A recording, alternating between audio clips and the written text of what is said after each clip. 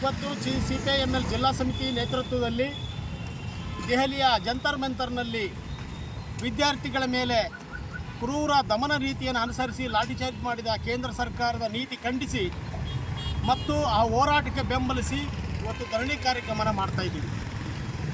ಈಗಾಗಲೇ ಕೇಂದ್ರ ಸರ್ಕಾರ ನೀಟ್ ಪರೀಕ್ಷೆಯ ಅಕ್ರಮ ನೀತಿಯನ್ನು ತನಿಖೆ ಮಾಡಿ ಅಕ್ರಮ ಎಸಗಿದಂಥವ್ರನ್ನ ಶಿಕ್ಷೆಗೆ ಗುರಿಪಡಿಸಬೇಕಾಗಿದೆ.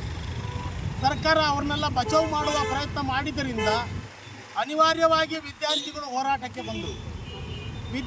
ಹೋರಾಟಕ್ಕೆ ಬಂದ ಮೇಲೆ ವಿಜ್ಞಾನಿ ಸೋನಮ್ ವಾಂಗ್ಚುಕ್ ಕೂಡ ಹೋರಾಟಕ್ಕೆ ಬೆಂಬಲಿಸಿ ಬಂದರು. ಆದರೆ ಸರ್ಕಾರ ಅವರೆಲ್ಲ ಹೋರಾಟಗಳನ್ನು ಮಣಿಸುವ ಸಲುವಾಗಿ ಲಾಠಿ ಚಾರ್ಜ್ ಮಾಡಿ 151 ಜನರನ್ನು ಗಾಯಗೊಳಿಸಿದ್ರು. ಒಬ್ಬ ವಿದ್ಯಾರ್ಥಿನಿ ಇವತ್ತು ನಿನ್ನೆ ಮರಣ ಹೊಂದಿದ್ದಾಳೆ. ಸೊ ಇಂಥ ಒಂದು ದಮನಕಾರಿ ನೀತಿ, ಸರ್ವಾಧಿಕಾರಿ ನೀತಿ ಅನುಸರಿಸುತ್ತಿರುವ ಕೇಂದ್ರದ BJP ಸರ್ಕಾರ RSSನ ಗುಂಡಗಳ ಮೂಲಕ ಏನು ದಾಳಿ ಮಾಡಿದೆಯಲ್ಲ, ಇದು ಖಂಡನೀಯ. ಇದು ಪ್ರಜಾಪ್ರಭುತ್ವ ವಿರೋಧಿ, ಇದು ಸಂವಿಧಾನ ವಿರೋಧಿ. ಪ್ರತಿಭಟಿಸೋದು ಪ್ರಜಾಪ್ರಭುತ್ವದ ಹಕ್ಕು.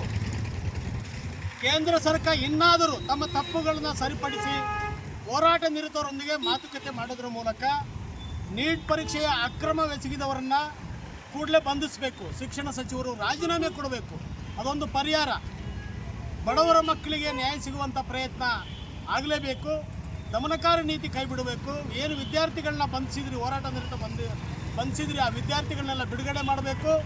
21 ವಿದ್ಯಾರ್ಥಿಗಳು ಆತ್ಮಹತ್ಯೆ ಮಾಡಿಕೊಂಡ ಕುಟುಂಬಗಳಿಗೆ ಸೂಕ್ತ ಪರಿಹಾರ ಕೊಡಬೇಕಂತೇಳಿ ನಮ್ಮ ಒತ್ತಾಯ ಆಗಿದೆ. ಬಿ ರುದ್ರಯ್ಯ, ಕೇಂದ್ರ ಸಮಿತಿ ಸದಸ್ಯ ನಾನು, CPIML ಪಕ್ಷ.